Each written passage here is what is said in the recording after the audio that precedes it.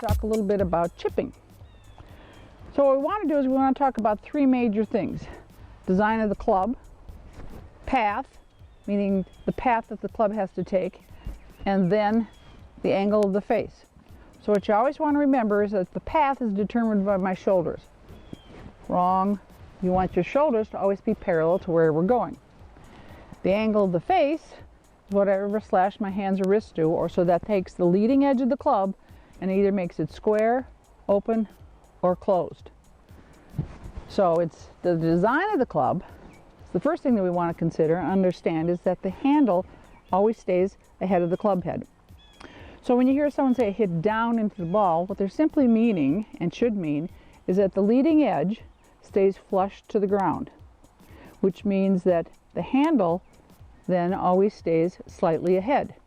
When the handle gets behind, that's when the leading edge comes up and sculls it or hits the ball in the middle.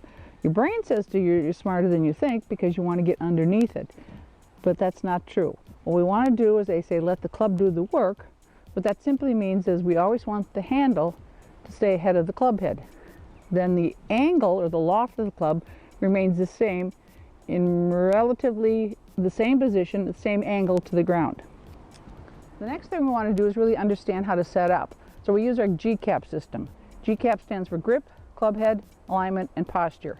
I can't emphasize this enough in saying that every time that you do this, take a practice swing, step out, step back in, go through the same pre-shot routine. So grip means I set the club head up in the air with my hands on the club. My second step is I set the club down, as we talked about, as it's designed, so the handle sits slightly ahead of the club head.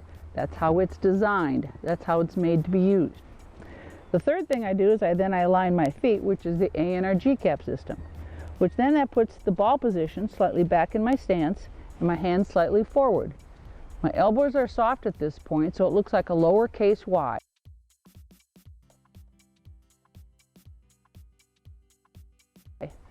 From my elbows down. The idea then of the golf swing is that we want to keep our Y. So in doing this again, we'll take a practice swing, grip, step in, set the club head on the ground, align my feet. My lowercase y I'm going to take from my right thigh, past my left thigh, and hold. You'll see now that the shaft looks like it's relatively parallel to my left leg.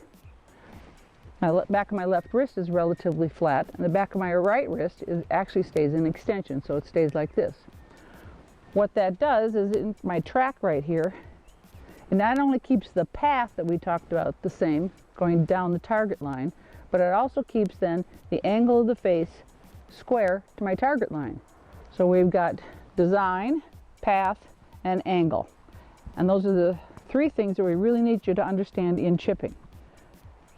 Grip, set the club head we're aiming at, step in, take one look at my landing spot. My Y goes from my right thigh past my left thigh. Swing and hold, my head does turn, so I'm looking where the ball lands, so I know I landed it where I wanted to land it.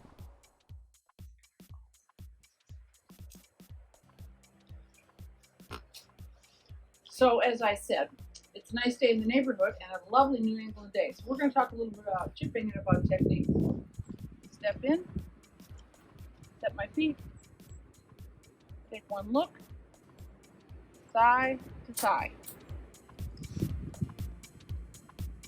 Try that, and I'm sure your chipping will get much better because the club face will always keep the snow off of it.